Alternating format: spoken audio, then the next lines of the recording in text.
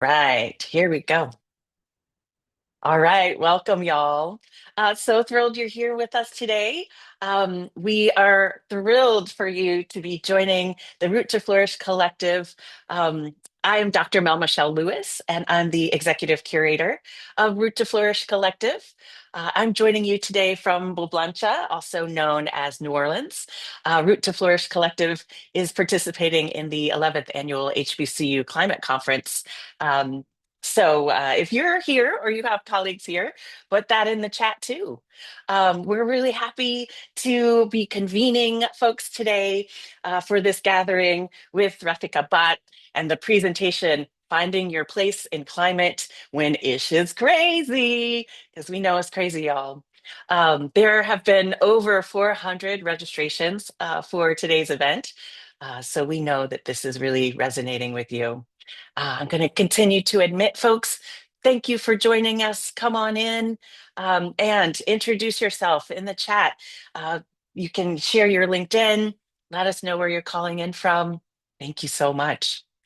Before we get started, I'll just share a little bit about Root to Flourish Collective.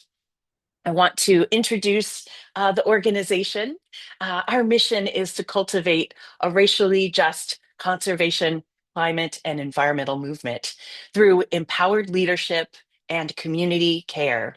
So we prioritize the cultivation of deep relationships and the promotion of interconnectedness between people and nature to ensure that systemically marginalized voices are central to shaping the future of environmental stewardship.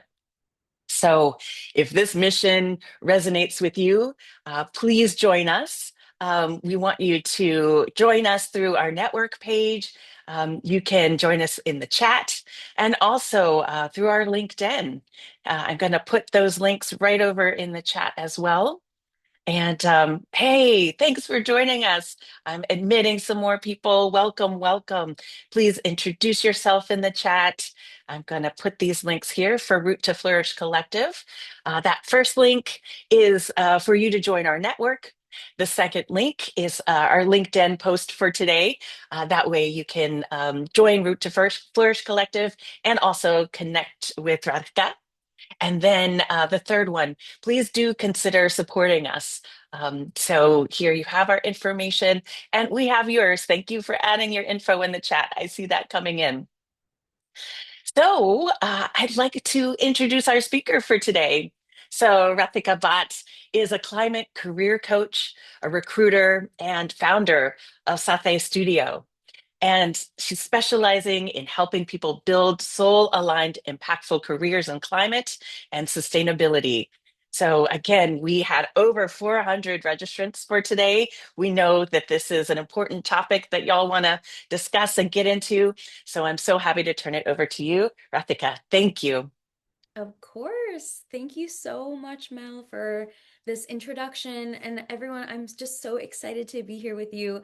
I see a few familiar faces. Dan, nice to see you here. And a few other folks, maybe from the Terra community or other places where I've interacted with so many people in the climate space. So just so happy to see some familiar faces and some new faces as well. I have some fun stuff planned for us today. We've got 90 minutes together.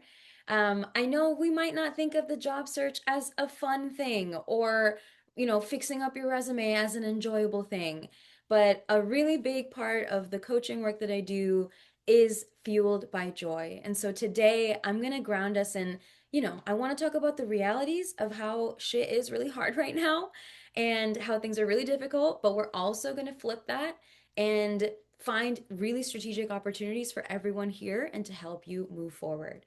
So I'm just so excited to be here with everyone today. Thank you so much for joining. I just dropped a bunch of links in the chat. I'll start my screen share, but I want you to know everyone's going to have access to the slides during the session so you can click and follow along, and you'll get the slides afterwards as well. So I dropped some links there, and I'll go ahead and start my screen share. But again, yeah, just want to say thank you so much to everyone for being here. I know, we're online. I'm going to be sharing slides, but you're welcome to be on video for as long as you want. I have two screens, so I can actually see everyone. So anyone that is video, it's like on video, it's helpful for me to see you like nodding along and interacting. Yes, Victor, thank you for that. So for anyone that feels comfortable, you're welcome to come on video and I can really speak to you and see you. Awesome. I see a few more folks that came on. Thank you. Well, really quick intro and kind of communication norms I wanted to share. So this is a meeting, not a webinar. So if anyone unmutes and is like chewing on lunch, like we might be able to hear you. So keep yourself on mute, and then we will have time for questions at the end, so we can unmute then. You're welcome to be on video, and of course, you are welcome to ask questions throughout the event in the chat. We'll keep track of them. I can answer them as I go, and then we can also answer them at the end. And of course, we are all coming to this space with different life experiences, different work experience, different ages, different backgrounds. So I really encourage everyone to be respectful and mindful of the differences that we have. And I think it's really the similarities that are bringing us here to get together today. And this session, you're going to hear me speak from the heart. I'm going to talk a lot about regenerative relationships, regenerative relationship building, but also, being vulnerable. So you're going to hear some stories from me, and I want to just open up and say that this is a space to feel safe and to feel vulnerable, sharing your own stories of what you might be experiencing as well. And it's a completely safe space to do that. I really want to emphasize connections are how we keep this work moving forward. So if you haven't already, drop your LinkedIn in the chat. And we're actually going to compile everyone's LinkedIn's, make a big list, and send it out afterwards. So if you miss anything, no worries, but make sure you drop your LinkedIn in the chat. I'll do a quick overview of myself, and then we'll jump right into what everyone is here for today. My name's Radhika. I'm the founder of Satay Studio, which is a climate career coaching agency. I am a solopreneur, so I'm running this business all by myself. I've been doing it for 3 years, and in that time, I've worked with over 500 people looking to transition into climate, sustainability, and overall social impact as well. Before that, I actually worked in at the intersection of technology, government, and open data. Was working for a variety of different government agencies, and I was there during the Obama administration, into the first Trump admin, into the Biden administration changeover. Truthfully, I got super burnt out. I got wildly burnt out, and I think that that is probably something that resonates with a lot of people here. And I was actually let go from my last federal job, which is also something that was probably will resonate with people here as well. I took, it was a pretty painful process. I was really scared. I didn't know what to do. I was also hurt by the workplace I had been in. And I took some time to kind of figure out what I needed to do. And what came out of that was me starting my own business. And I'm here today to kind of show you different pathways that you can take. And I'm an open book. I'm so happy to talk about my own experience, but I just want you to know that no matter where you are, there is another opportunity for you, and there are many pathways. So that's what we're here to discuss today. What I'll also emphasize is I've got a lot of resources. You'll see like at the end of the slides, there's a ton of resources for you. Compile all of them. I'm so happy to share them with everyone. If there's one thing that you want to access, or like one resource you want to dive into today, this is the one that I'd encourage you to think through. It's called Climate Career Alchemy. It's a 5-day email course to help you supercharge your LinkedIn from a place of authenticity to be seen for the jobs that you are interested in. I'm just dropping this here in case anyone is interested, but of course you can access this afterwards as well. So, okay, deep breath. We have arrived. I have this picture of this beautiful forest for a very specific reason. So, we just kind of jumped through introductions. I said a lot of words just now, but I want to take a moment to slow down. I'm sure a lot of you maybe ran from another meeting. I see some of you eating lunch. Like, we're all trying to fit this into our day. And I'm so appreciative of everyone making time. And I also want to offer us a moment of sanctuary today. That's why I have this image here. I learn a lot from nature, and I learn a lot from trees and forests in particular. So I want to give everyone this opportunity to look at the 90 minutes we have together as a pocket of sanctuary. I know every day we are constantly bombarded with news, with images, and with feelings that are so deeply unsettling. And I want to offer you this space as a reprieve, a moment in time for you to create space for alternative realities and pathways for yourself. I also want to offer you this idea. We are on the edge of time. Everything that's happened in history has happened up until this moment.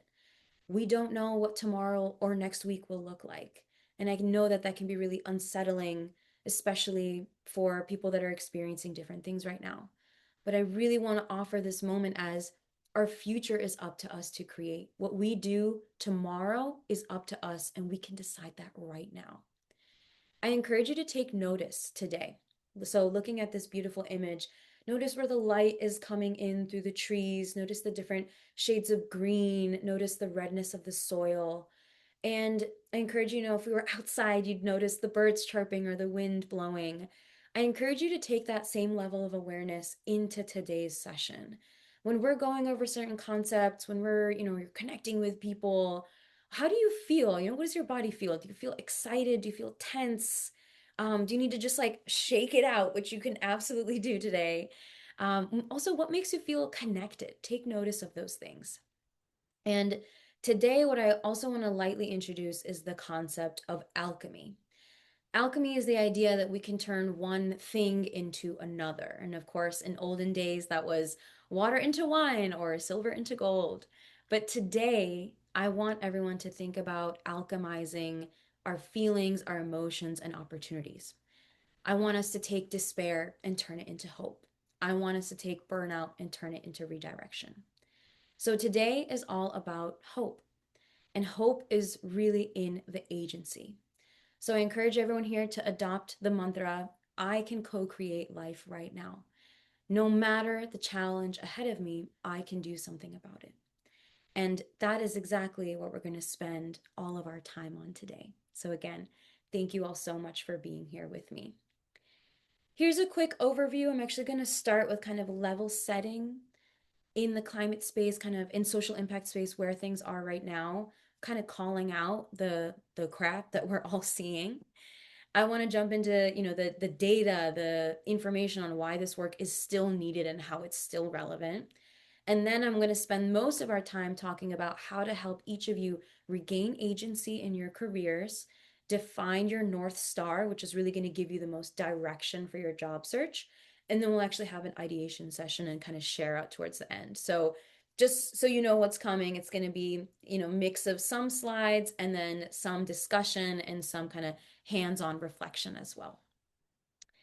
Awesome. So something that I like to, as you just heard from the forest bathing experience, I take a lot of wisdom from plant nature and plant nature and plant wisdom. Plant wisdom has really helped me figure out a lot of things in my life, and it's the wisdom that has kind of helped me build my business as well.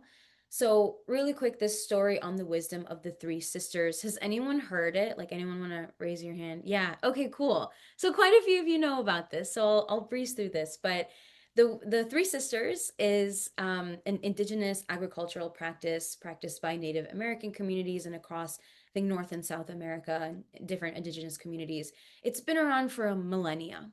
And when Western science studies it, you can kind of look at why this is done and the benefits of it, but this is something that indigenous communities have known for centuries.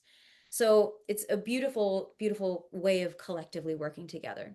When you plant all three of these plants together, they actually grow more and have more output as opposed to when they're grown individually.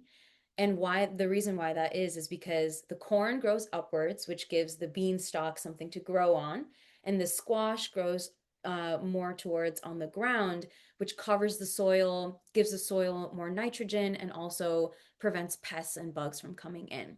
So each of these plants has a system to support each other, which is why they're able to yield more, which is also a benefit to us as human beings. And also this is kind of touches on every nutrition level, complex carbohydrates, protein, and other elements that are really nutritious and important to human diets as well. So the wisdom of this, of course, is taking care of your foundation, making sure your soil is healthy, where you're growing. Keep that in mind. diversity is key. You know, all of these grow better, stronger, and together. And of course, staying hydrated, y'all. If I hope everyone has some water with you today. Like, you gotta drink, you gotta stay hydrated. I love to see everyone's cups. It's a simple thing, but it's super important in your job search as well. And growing is a process, right? All three of these don't grow at the same time. First, it's the corn that goes up, then the bean climbs it, and then the squash grows out as well. So every part of this is a process. And I really want to emphasize we are stronger together. And so this is all plant wisdom that I think we can apply directly to our job search. And I want to start us off with this because I'll kind of be returning to this as we move through it. So, yeah, this is a great example of regenerative agriculture and indigenous practice that I think we can all really learn from. So, I want to start us off with a few unequivocal truths. So, in my background, I'm a climate career coach, but I also actively do recruiting work. So, I'm on both sides. I'm seeing job applicants, I'm reviewing resumes, I'm helping companies find their talent, but I'm also helping job seekers move through this process. So, I kind of wear both hats. So, what I'm sharing today comes from both of those perspectives. I'm starting with these unequivocal truths because no matter what the political situation is, no matter what's going on in the world, these are things that I believe with my whole heart. I believe that each of you are talented individuals with specialized skills. I also believe that every single one of you has highly transferable experience going from other industries into, climate, social impact, you name it. I also know for a fact that your network wants to help you. They are primed, they are ready, they want to see you succeed. And I also believe that in times of rapid transformation, like right now, we have to be willing to think and solve problems creatively. So we have to be willing to approach this, regular process of the job search. We have to do it a little bit differently. Current job market data, let's just ground ourselves in the facts, right? 70% of open jobs right now are filled through networking or have a connection or a person having a connection at a company. The hidden job market also accounts for jobs that are not posted online anywhere but are filled through referrals and connections. And I think there's this really big reality right now of the workplace itself is transforming with AI and with all these layoffs and things like that.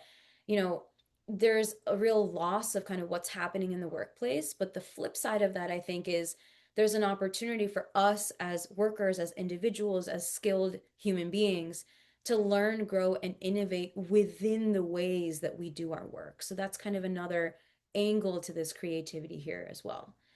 So, despite all of that, why is this shit so hard? I know that this is the number one thing. I see it every day. I'm hearing from everyone and I'm seeing it even on the recruiting side too. So, let's lay out the facts, right? There's no sugarcoating this. Funding has disappeared overnight for a lot of industries in the federal space, in nonprofits, in international development.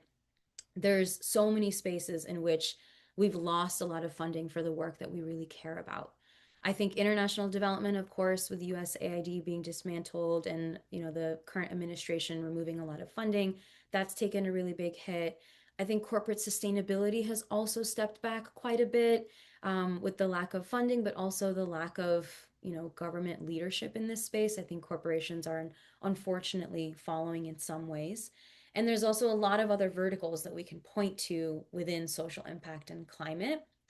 What that's also triggering is massive layoffs across government, nonprofits, tech companies, you name it. Everyone is impacted in the larger ecosystem of anything that kind of touches these different sectors. So that means that we're having an influx of really talented people move into the job market, making it more competitive. And lastly, that's resulting in companies or organizations receiving double, maybe even triple the number of job applications, which is actually making it quite difficult for recruiters to kind of go through everything. But it's also making companies reflect and change their hiring practices as well. So, we're being real, right? So, what the F am I supposed to do about this? This is so difficult. We can really look at the challenges, but today is about action. Today is about figuring out paths forward. So, here are some things that I work on. I work one-on-one with people. I do a lot of these workshops. I've worked with over 500 people, and these are the best recommendations that I have to help people actually strategically move forward. So the first thing that we always start with is your North Star. And today I have a worksheet. We're actually going to spend 30 minutes figuring out your North Star today. Your North Star of your job search is the thing that gives you guidance along the way.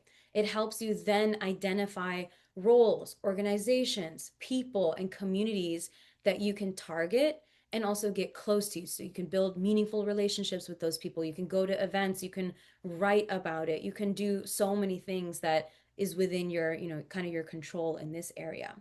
You can network strategically in alignment with your North Star, and you can also become visible authentically. So I always like to say, you can talk about what you're working on, you can talk about what you're learning, you can write about your big takeaways from a workshop like today, or if you're doing something like climate based or Terra, or you're in a master's degree program in sustainability.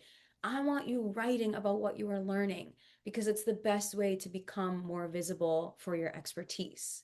And of course, the last thing that I always like to say is to save room for serendipity. When you're doing all of these things strategically and in alignment with your North Star, some really amazing and surprising things can happen. We may not be able to plan for them, but they can happen.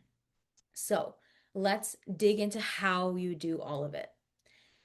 Of course, the thing that sits kind of underneath and on top of every action you take in life is the mindset that you have. So it might sound like a soft skill, but I'm going to say it right now. Soft skills are so important in today's world, almost possibly more important than like a million technical skills. So, mindset is a super powerful soft skill that is going to help you move past any challenge you have. So this spheres of control concept or locus of control is actually, it comes from cognitive behavioral psychology, and it helps people move past blockers in their personal lives, careers, and relationships. So it asks you to look at what is first within my control, and then what is within my influence, and then lastly to assess what is completely outside of my control. As a career coach, I encourage you to look at anything that is outside of your control and to let it go. Just shake it off your body, push it out of your mind, and do not let it influence your actions. The power here comes from focusing your actions on what is within your control and what is within your influence. So let me give you some examples. What people think of you, outside of your control. Current events, even with the way that news is being presented to us, the ways that certain things are happening, a lot of that is out of our immediate control. However, on the other side of that, the relationships that you create and invest in, the events that you go to, those are all within your control and influence. You can participate in local actions, local protests, being vocal locally about local policies or changes. That is a real place where you can make a difference. And of course, what you spend your time on in the job search is the biggest one that you have control over. And taking feedback, what you share, what you write about, all of these are very tangible actions that you have control over. And lastly, this Emergent Strategy is an incredible book written by Adrienne Marie Brown, who's a social impact like theorist and activist, and so amazing. They have these theories of change that are really have been integral for my business. And I encourage you to look through these and just kind of think about which ones apply to you. But I'll say the biggest one for all job seekers is never a failure, always a lesson. Just because you didn't get through to the final interview, it is not a failure. It's actually possibly redirection. Maybe it wasn't the right opportunity for you. And I'm sure, for those of you here that have maybe gone through a lot of interviews or had a lot of calls, and I know that's kind of the state of the job search right now. I wholeheartedly believe it's not a failure. It's a lesson to learn something, or it's an opportunity to pivot. So that's a big one. I also think focusing on critical connections more than critical mass is a big one. I don't need you like reaching out to 100 people on LinkedIn and just seeing who responds. 5 connections that are intentional and strong are always going to be better than like a blanket 100. So kind of focusing and even narrowing who you're connecting with and why you're talking to them is always going to help you as well. And of course, this is what I like to call strategic serendipity. So when you have the right mindset, so this is curiosity, optimism, growth, maybe a learning mindset, you take specific actions that are consistent, iterative, and focused. This helps you actually increase your luck. And what I kind of think about this is it's planned and unplanned decision making, right? You plan and you take all these actions, but you leave room for something unexpected to happen. And by continually doing this day after day, week after week, I guarantee you some unexpected things are going to happen. And so that's kind of what I like to call strategic serendipity to actually increase your chances of being seen, finding that hidden job opportunity, or building connections in a way that you maybe didn't expect you could. So, maintaining hope and inspiration, I always say reconnect with your center, right? Is that family? Is it faith? If it's faith, that's amazing. If it's food, if it's fitness, friends, all these F words, nature, right? What's the thing that grounds you, that reconnects you with who you are? Lean into that. Living with a growth mindset can help you kind of find more opportunities, and being willing to learn something new can also put you in a place where you're meeting lots of people as well. I I have like some more slides in here that are kind of like it's more on the recruiter side of like do's and don'ts and like even some resume tips. Out of curiosity, would it be helpful to hear that, or should we jump right into like regaining agency? I'm just kind of curious. Give me a thumbs up if you want to hear some like recruiter tips. Okay. I'm seeing some good thumbs up. All right. Let me share this really quick as well. So, from the recruiting side, I've looked at hundreds of resumes. I've looked at people from various different sectors, different career levels. Like, I've any type of resume that's out there, you name it, I've probably seen it at this point. So, the recruiter tips that I have for you are from the perspective of when I'm a recruiter looking at your profile or your application, these are the things that really matter from a review standpoint. So, I'll just start with the don'ts. Number one, I see a lot of people, a lot of job seekers do this. It's called spraying and praying, where you just send out hundreds of job applications blanket. You're just like, I got to get a job tomorrow. I'm just going to send out 100 job applications today. What happens is that, and I've been on the receiving end of this, I can tell when someone has not actually looked at the job. They just applied because, on a whim, or maybe they just needed it. And so they just got the application out. But what that does on the recruiter side is that it makes your application non-specific. I actually can't tell how to fit you in with the team because you haven't customized your application, or you haven't told me why this company or why this mission or why you even applied to this role, which is really critical, especially social impact or climate organizations. They want to see mission alignment. So if you're missing that, it's going to, reduce your potential of getting a call back. Another thing with spray and pray, it's a really fast track to burnout. I've seen people come to me and be like, I applied to 500 jobs. Why haven't I gotten a single application? And I'm like, okay, let's take a look at those applications. And we look at them and they're kind of very broad, right? It'll be like program management, operations, software engineering, like things that are kind of wide and far apart. And so what happens there is it also same thing. It makes it hard for someone to see how your skills apply to that team. So what you want to do opposing to that is you always want to find jobs that are in alignment with that North Star and apply to a targeted amount of jobs. If anybody here is like, well, I need a number or something, what I'll just say is comfortably 5 to 10 job applications a week is normally a safe place to be. But I do not, I'm just gonna say this with caution. I don't want anyone to be like, oh my God, I have to get 10 job apps out. It's not that. It's actually if you get 3 job applications out that are 100% aligned with your North Star, that is always going to be better than 10 like generic job applications. So sometimes people are like, oh, I just need to have that number. So I'm just saying that, but don't let that hang over your head or as like It's not an expectation. That's not anything that you have to do, just an idea. I see a lot of people sending LinkedIn connection requests without a message. I actually get it quite often. I know that actually LinkedIn has kind of changed how many messages you can send in that like initial connection.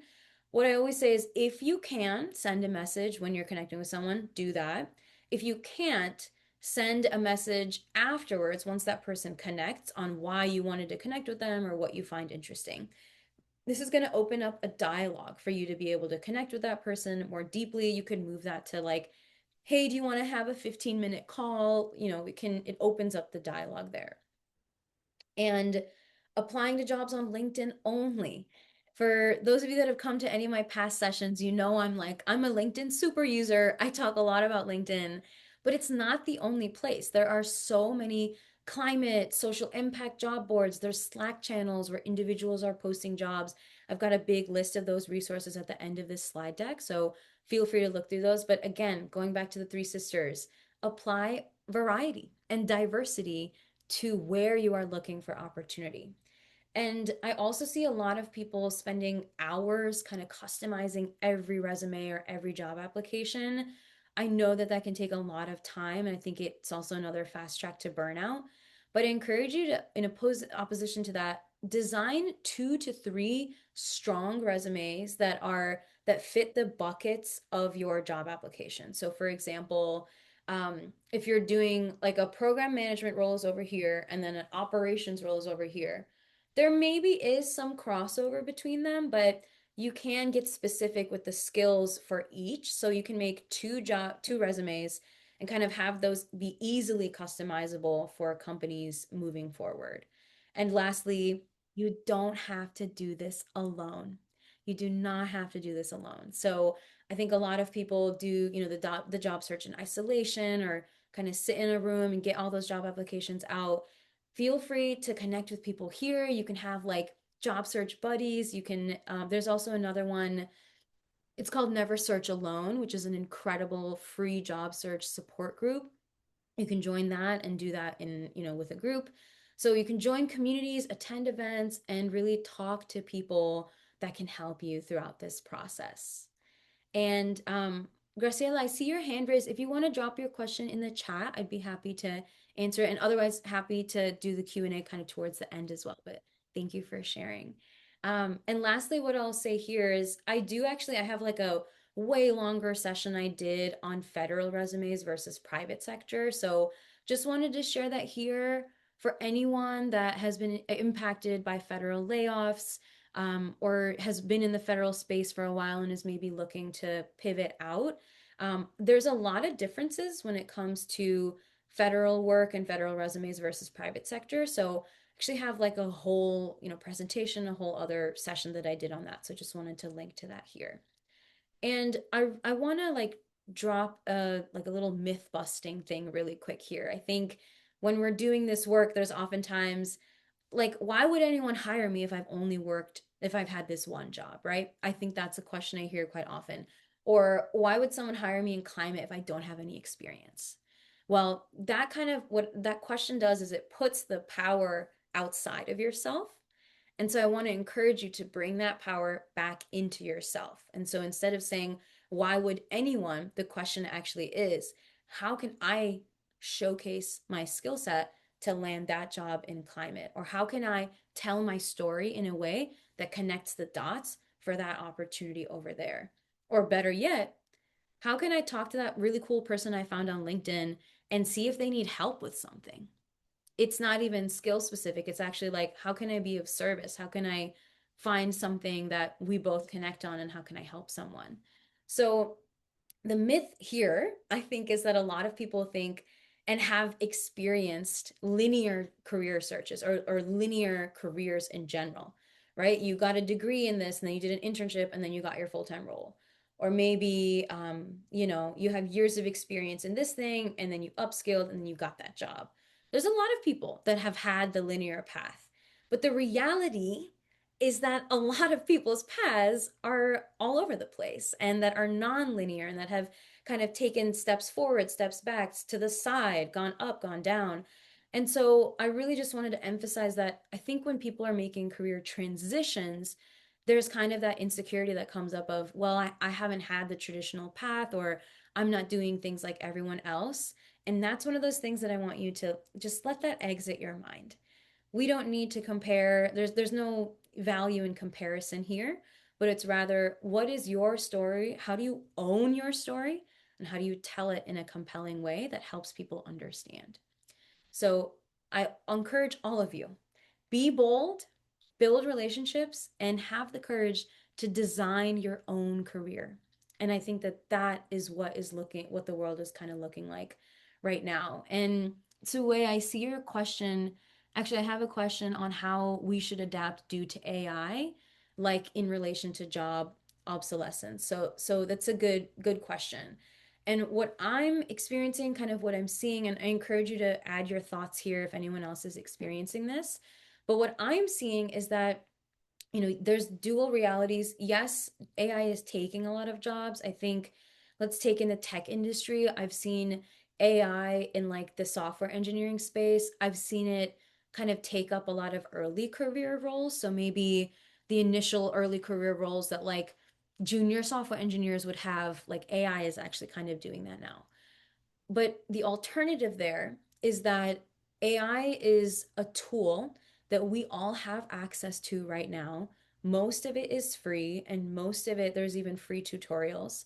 What I think is going to happen is that those that understand how to use this new tool that we have, that is an asset. That is a new skill that you have. And so there's kind of this duality of AI is taking jobs, but also if you learn AI, that becomes a new skill that you can then share, in the workforce. And I think that that's actually like a differentiator now of like, if you're early career and you learn AI, you're actually years ahead of the counterparts in that company that maybe haven't had a chance to adopt AI yet. So there is this kind of, there's multiple realities happening right now. There's truly no black and white. I think it's hard to even say there's a hard right and wrong, but there are multiple realities of how you kind of utilize this tool. And also, of course, I want to emphasize we are still understanding the environmental impacts of AI. So I think there's a really big, that we have to make decisions around, is this a tool that we want to use? Do we want to make energy infrastructure better so AI can do XYZ? There's a lot of questions here. So I encourage you to explore them. It's not like a hard stop, I don't want to do that thing, but rather, is there a way that you can incorporate it into your job search, into your experience? Let me really quick just see if there were any other questions. I think there was one about, um, Layla, I see your question. Besides the prepared versions, how much tailoring should resumes have, particularly the summary section, if that's included? Yeah, that's a great question. For like any resume specific questions, I would encourage you to actually look through this resume and LinkedIn refresh document. I actually think I have some like examples of resumes in there too.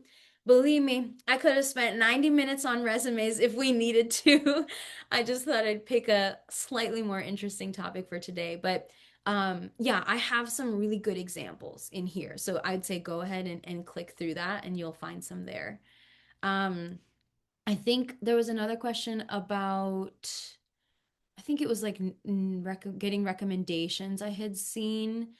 What's like, yeah. Yeah, that one was, you mentioned earlier, working your network to get recommendations or to, build relationships that then might lead to job Mhm. opportunities. So that question was about how do you approach someone, particularly through LinkedIn, but I think in general, Yeah. as someone who might be a recommender.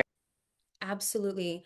I think this is a little bit of the long game as well, right? You can't always come in swinging with like, "Hey, I just met you, like, can I get a recommendation?" Sometimes you can. I've seen it work sometimes. But also sometimes it takes a little bit more time to build that relationship. So I also encourage you, be willing to have conversations with people. Be willing to hop on a phone call with someone and get to know them, get to know their career path, but also be willing to share your career path and what you're looking for in that call. I think having FaceTime with someone is one of the best ways to build that relationship. And then after a phone call, you can say, hey, I saw this open job at your company. Would you mind referring me? That's one way. Also, from the recruiting side, a like hot off the press thing that I've noticed, I think this is the first time I'm sharing this. In the recruiting role that I'm currently in, the CEO and CTO, like C-suite leadership, they are getting people pinging them all the time saying, hey, this software engineer that I worked with 3 years ago just applied to your company. I think that they're phenomenal to work with. Here's my recommendation. And that gets passed to me as the recruiter. I'm over here like, it's so amazing to get a recommendation from someone that has worked with the candidate. So, anyone here, I'm like, who are those people that you can ask? Can you ask a previous manager? Can you ask a professor? Did you do an internship and you have a coworker that's maybe a little high level, but they were your coworker, not your manager? Ask those people to write a very short message to, the recruiter or someone that works at the company that you're applying for and get them to offer you a recommendation. And it works. The only reason I'm mentioning that is because it works. I've had a bunch of people, a handful of candidates, land interviews with me because their previous boss gave a recommendation to the CTO of the company. So that's something that I'm like, I think recommendations, we think I need to go straight to someone that works at the company that can refer me, but you can actually go outside and talk to your manager and get them to give you a recommendation. You can write that recommendation yourself. But that's actually like a really innovative approach that I've seen very recently that really works as well. And Nitish, I see your question. Definitely get public recommendations on LinkedIn. I also have a whole, longer workshop that I do on LinkedIn as well, but definitely put recommendations on LinkedIn. You can also ask past managers, past coworkers, or if you were a manager, you can ask any of the people that you used to manage as well. So get at least 3 recommendations on your LinkedIn if you can. The more, the better, of course. Wonderful. And then what I'll lastly say here, Victor, I see your thought around, prior coworkers and managers. Maybe maybe people don't have the best relationships there, or for those of you that have experienced a layoff or something, like you maybe don't feel comfortable going to your old manager or something. I completely understand. There's also an opportunity area here where you can build your own experience through volunteer work, through pro bono consulting. If you're in like a leadership program or a learning program, those give you hands-on expertise. Awesome, Victor. So I see that you're already volunteering. Go to the people that you're volunteering with. See if they can offer that. And, if it's fresh, if you just started, give it some time. But maybe those people can be those recommendations for you down the line. 100%. And then lastly, this kind of actually relates to this topic around growth. There's so much growth in entrepreneurship, and given Root to Flourish's mission statement of kind of being a focus group for environmental professionals of color, I wanted to just kind of share this specific um, topic that I learned about recently that made me really happy. But women of color are the fastest growing group of entrepreneurs in the United States. And I share this because I'm like, that's me. Like I'm part of this group that I didn't even know that. And I think in general, there's a lot of data around entrepreneurship in general for across the board with women of color, with so many different groups and communities. It's growing across the board because starting your own consulting practice, being a freelancer, these are all extremely tangible pathways to have when the job market is being so disrupted as in the way that it is right now. So I've also, again, I can like put all of my past recordings in the follow-up email, but I gave a whole talk on how to start a freelance or fractional practice. And there are real tangible pathways. I've helped my clients do it. And I've had other, Terra.do graduates, climate-based graduates, they start their own consulting businesses and have landed part-time work that then got them to full-time work as well. So this entrepreneurship place, I encourage you to think about solopreneurship as well. If you don't want to be like a founder and build this whole like build software and then sell it, you can also build like a consulting practice or a collective and all these different things. So I just want you to know that there are many pathways out there, and this is another really empowering one that I've seen. So really quick, I know I've shared a lot. I want to give us a moment to kind of hands on paper, like reflect a little bit on what we've learned so far.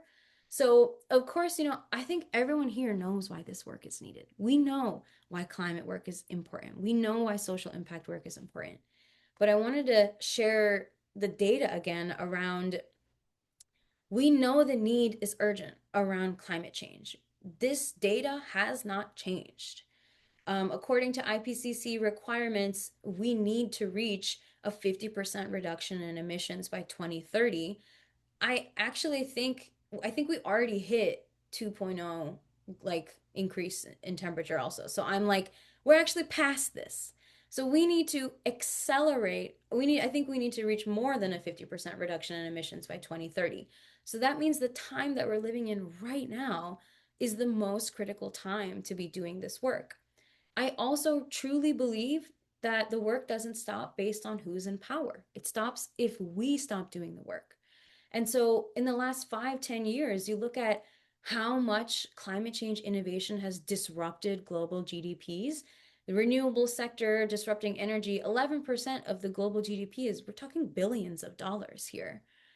Same thing with construction, building energy efficiency standards, or regenerative agriculture. 9% of global GDP is also billions of dollars here. So just because, for those of you based in the US, just because we're seeing such widespread dismantling of climate systems, climate funding, it doesn't change the impact of this work, and it does not change the urgency of this as well. So that's something to keep in mind. LinkedIn also released this data in 2024, right before the current administration came to power, around how by 2050, there's actually going to be twice as many jobs requiring green skills as there are people to fill them. And in 2024 alone, demand for this talent doubled as fast as supply. So I just want to emphasize that even with all of the administration changes, the funding changes, the policy changes, you are still in demand. And in fact, people are looking for you. People are looking for people with your skills. And we need your help being able to find you. We need your LinkedIn to have the right keywords. We need you talking about your skills, building those connections, existing in these spaces where people are looking for you.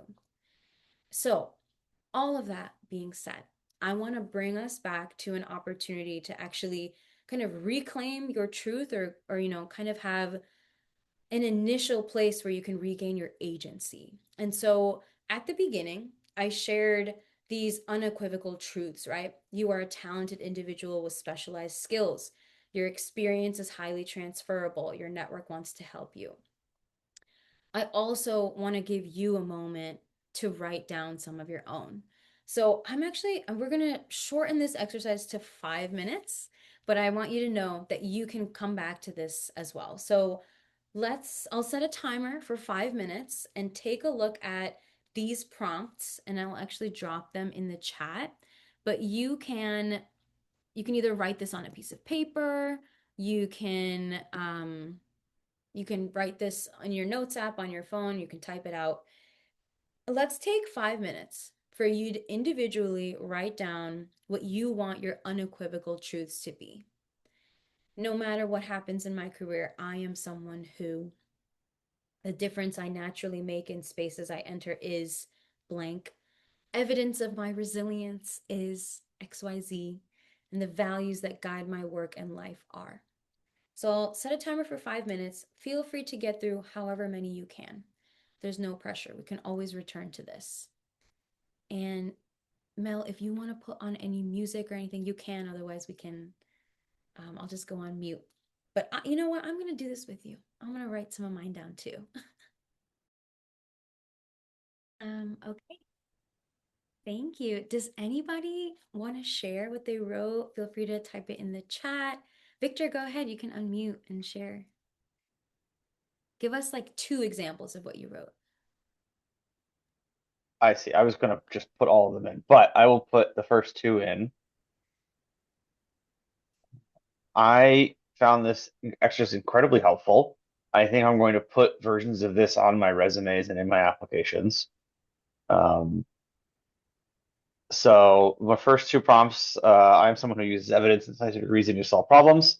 And when I enter space, I, it's natural, but I also put effort into it, to increase clarity and humor.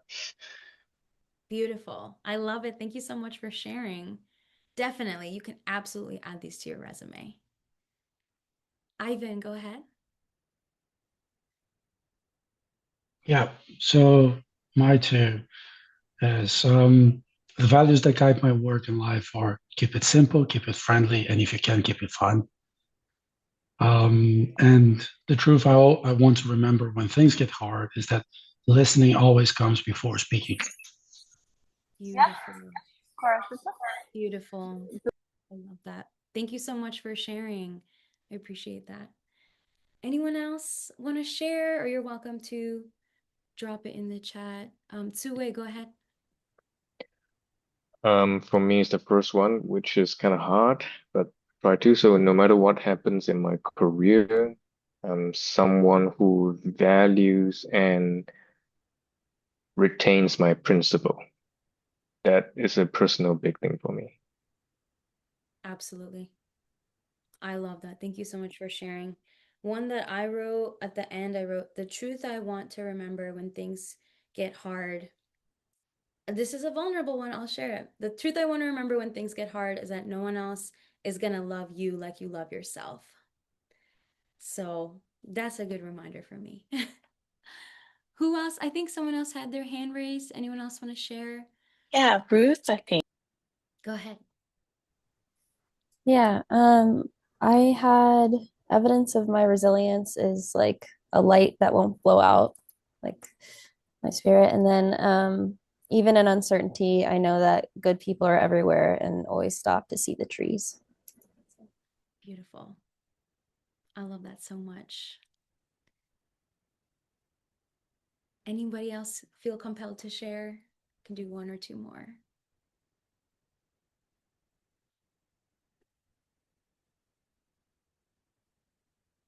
Hattie, go ahead. I wrote that the truth I want to remember when things get hard is that changes happen in small steps and progress is made through compounded action, taking one day at a time. Oh, beautifully said. I need to write that down for myself.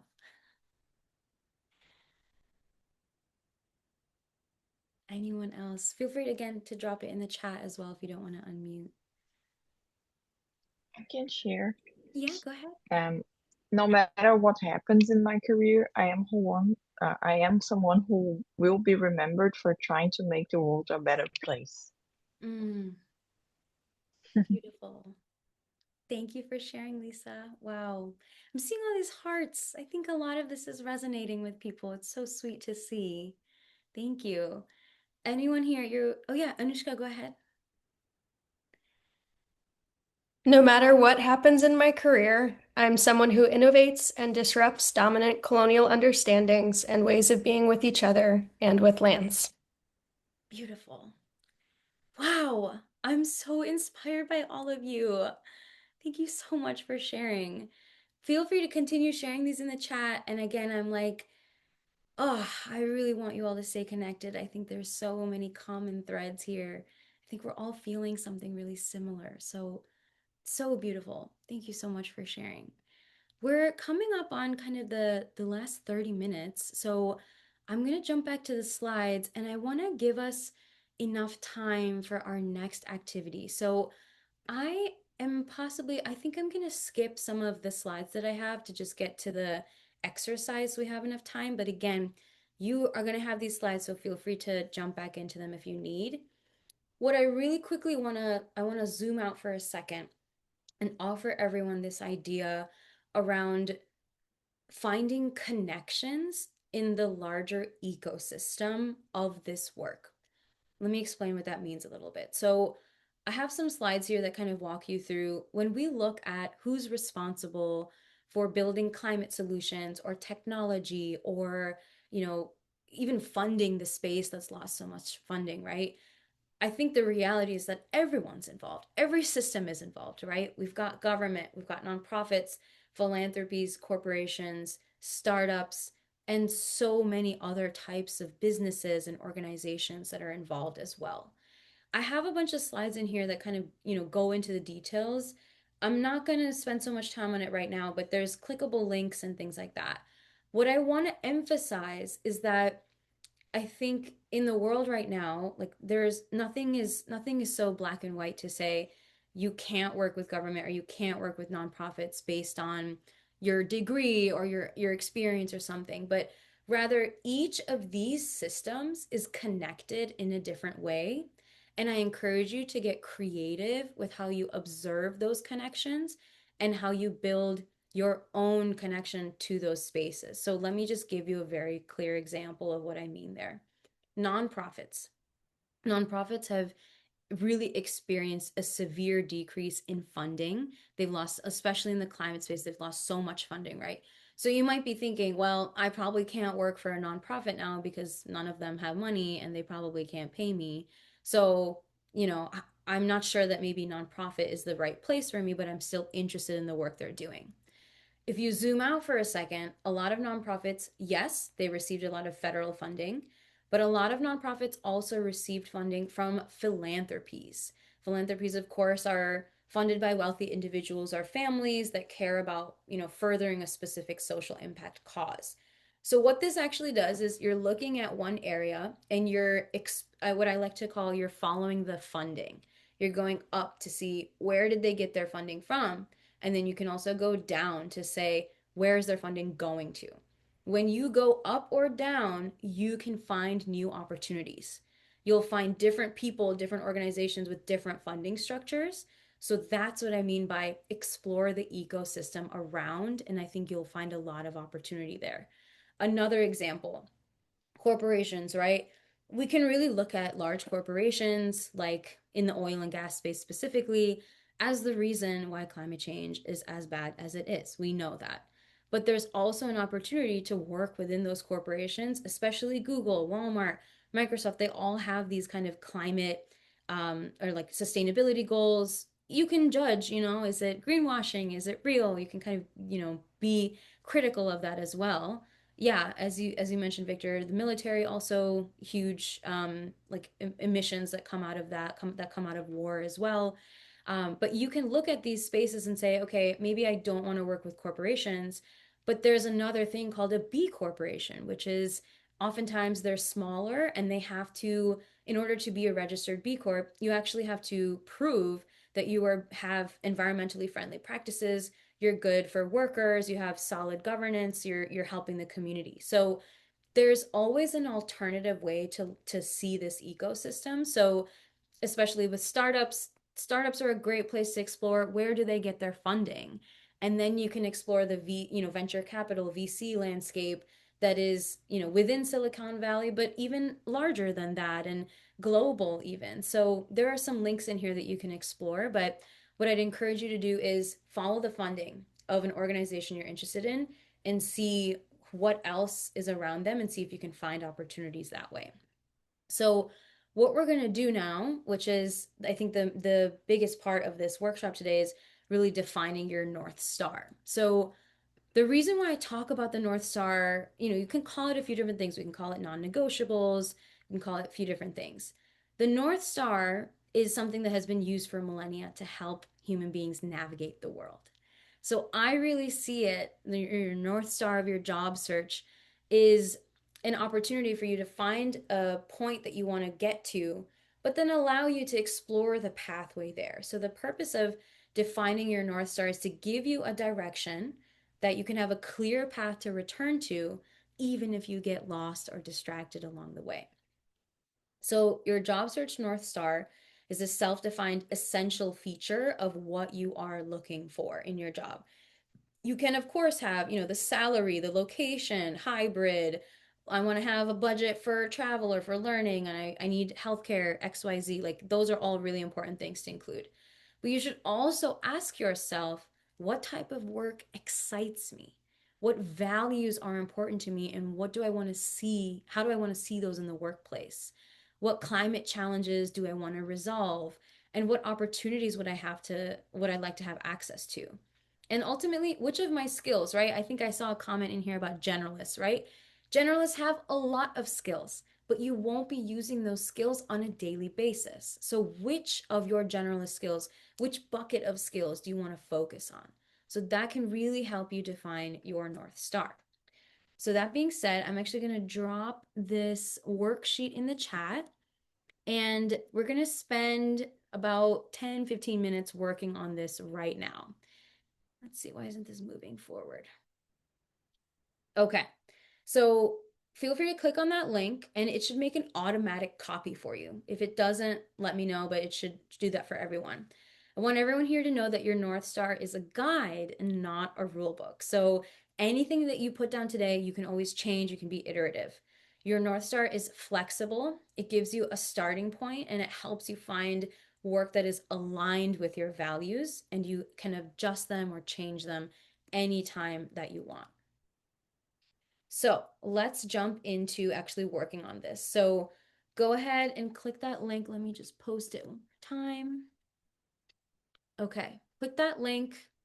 And we're actually going to spend time focusing on the first few, I think the first, yeah. So we're going to go through sections 1 through 3. Let me actually pull that up so you can see what it looks like. So we're going to go through exercise 1, reflection, exercise 2, values, and then exercise 3, actually having you look at maybe sectors of interest, organizations, kind of naming things. We're of course not going to get through it in today's workshop, but this is a starting point for you to continue this. And I'll just honestly share this as well. If anyone here is kind of feeling stuck or you're like, I don't know where to get started, here's also a pretty simple ChatGPT response that you could, or prompt that you could use right now to help you even kind of get started on this. So I'll just drop that prompt in there as well. Okay, so I'll set a timer. Kaylee, I see you're having an issue. Is anybody else having issues with the link?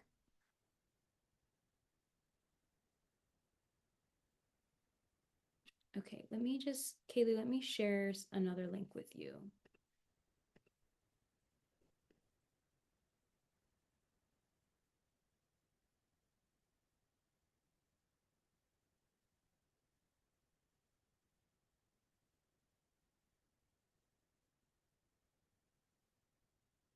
All right, I'm gonna set a 10-minute timer for us to work on this. Feel free to get through however much you get through, and we'll do a quick share out at the end as well. Absolutely. Does anyone feel like sharing one thing from any of the sections? Would love to hear from folks. I know, Jenny, it's really deep and I did not give you enough time, but definitely encourage you to work on this later. Nitish, go ahead. Do you want to share?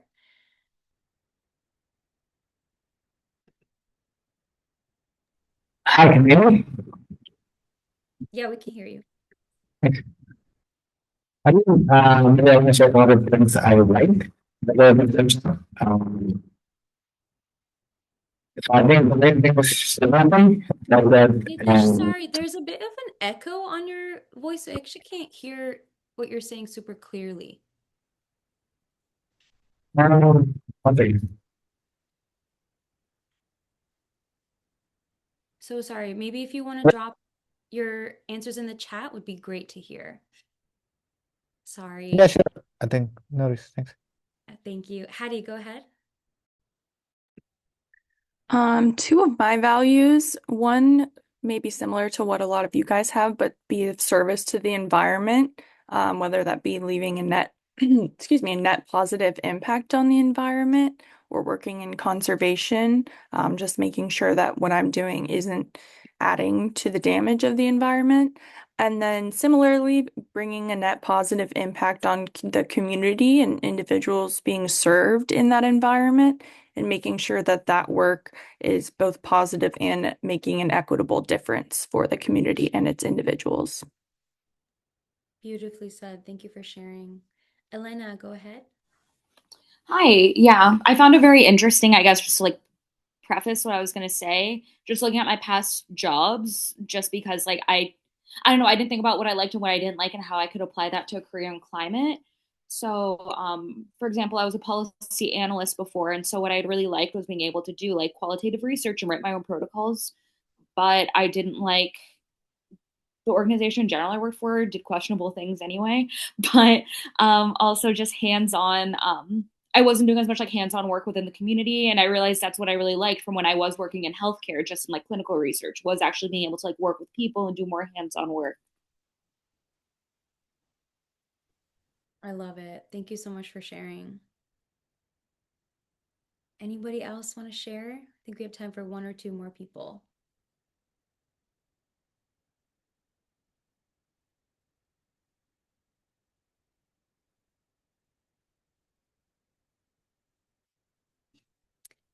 I'll just call on some folks that are on video if you don't mind. Mira, if you want to go, yeah, would love to hear from you.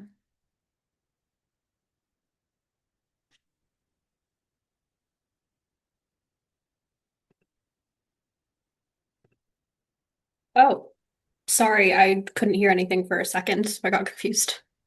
Go ahead. Do you want to share? Yeah, sure. Two of the values I put down for uh what I'd like ideally out of a career is organization within the startup, nonprofit, wherever I'm working, where there's, of course, fast-paced environment, things are going to change, but sort of having clear expectations of what things are going to look like, and if we are going to implement some kind of changes or that's going to change, working through all the ideas before saying, yep, we're going to do this, and not just going back on it 2 days later.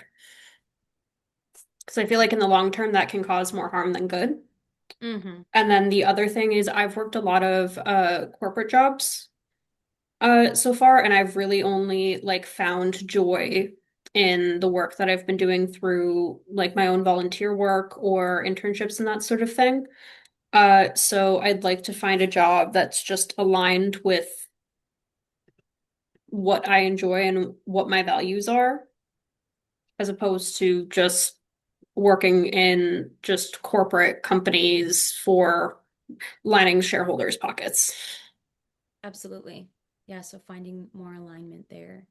Yeah, thank you so much for sharing. Kay, go ahead. Feel free to unmute. Hello. Has my camera been off the whole time? I'm sorry. That's okay. One thing that I found through my reflection was that I really value flexibility, but I didn't like that a lot of my roles didn't have a lot of structure. And so I know that there's a balance in that. My background is more in youth environmental education. And so I do a lot of the out of school work. But I realized that, yeah, I'm gonna have to figure out how to walk that fine line when I'm looking for these jobs. Absolutely. Thank you so much. And I'm seeing some really great responses shared in the chat as well. My values are integrity, service, authenticity. Vinny, thank you so much for sharing as well. Well, I know that we're a little bit at the end of our time, but I did just want to quickly reshare. I'll drop all the links in the chat of kind of everything that we talked about today.